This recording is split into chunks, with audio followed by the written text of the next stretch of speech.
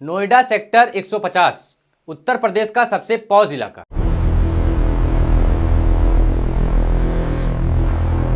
जहां करोड़ों रुपए के फ्लैट हैं, चौड़ी सड़कें हैं और स्मार्ट सिटी के बड़े बड़े दावे किए जाते हैं।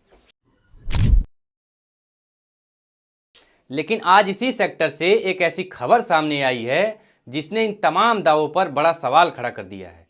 27 वर्षीय सॉफ्टवेयर इंजीनियर युवराज मेहता की मौत।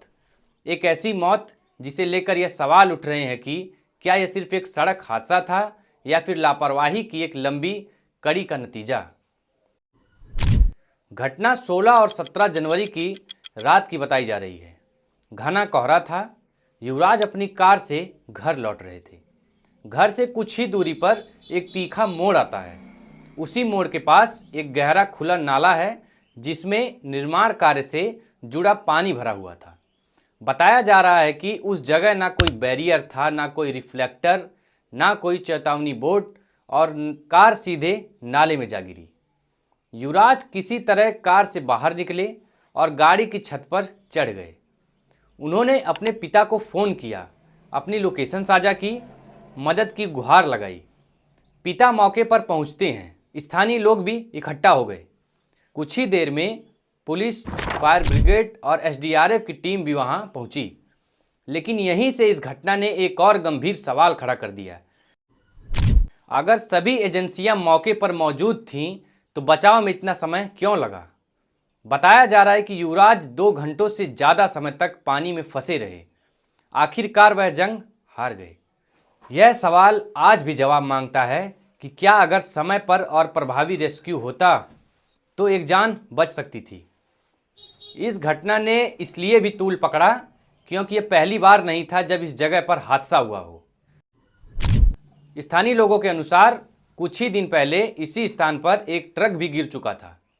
अगर पहले भी दुर्घटना हो चुकी थी तो फिर क्या उस समय सुरक्षा इंतजामों की समीक्षा की गई? क्या उस जगह को खतरनाक घोषित किया गया? क्या बैरियर और चेतावनी बोर्ड लगाए गए? इन सवालों का जवाब अब जांच के दायरे में है। घटना के बाद प्रशासनिक स्तर पर कार्रवाई शुरू हुई। उत्तर प्रदेश सरकार ने इस मामले को गंभीरता से लिया। नोएडा अथॉरिटी के सीईओ को हटाया गया। एक विशेष जांच टीम यानी एसआईटी का गठन किया गया। निर्माण से जुड़े कुछ लोगों और बिल्डरों की गिरफ्तारी भी हुई है। यह साफ संकेत है कि मामले में लापरवाही की आशंका को नज़रअंदाज नहीं किया जा रहा है।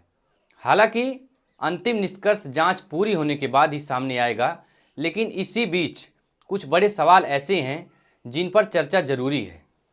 जिस इलाके में लोग करोड़ों रुपए खर्च कर घर खरीदते हैं, जहां सरकार को भारी राजस्व मिलता है, वहीं खुले नाले, अधूरी सुरक्षा व्यवस्था, कमज़ोर स्ट्रीट लाइट और आपात स्थिति में नेटवर्क की समस्या, तो सवाल उठता है, क्या विकास सिर्फ इमारतों तक ही सीमित रह गया है? क्या बुनियादी सुरक्षा को प्राथमिकता नहीं दी गई है? यह मामला सिर्फ एक व्यक्ति का मौत का नहीं है, यह मामला उस भरोसे का है जो एक आम नागरिक सिस्टम पर करता है। टैक्स देने वाला नागरिक यह उम्मीद करता है कि सड़क सुरक्षित होगी, खतरे की जगहों पर चेतावनी होगी और आपात स्थिति में मदद समय पर पहुंचेगी। अगर ऐसा नहीं होता तो सवाल उठना भी स्वाभाविक है। अब जांच एजेंसियां यह देख रही हैं कि नालों को खुला छोड़ने की अनुमति किसने दी, सड़क का डिजाइन किस आधार पर पास हुआ, पहले हादसे के बाद सुधार क्यों नहीं किया गया और जिम्मेदारी किस स्तर पर तय होती है।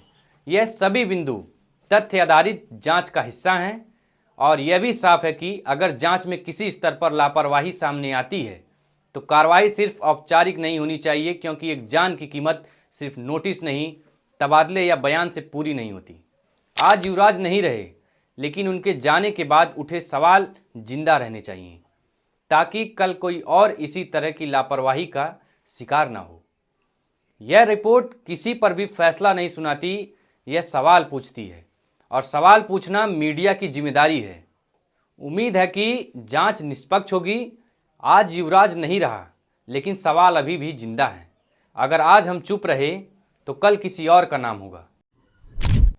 इसलिए यह खबर सिर्फ देखने के लिए नहीं है, इसे आगे बढ़ाने के लिए है ताकि जिम्मेदार लोग इसे देखें और अगला फ़ोन किसी पिता का आखिरी फ़ोन न बने। अगर आपको लगता है कि सुरक्षा किसी भी शहर की पहली ज़रूरत है, तो इस आवाज़ को दबने मत दीजिएगा। वीडियो को ज़्यादा से ज़्यादा लोगों तक शेयर कीजिए। जय हिंद।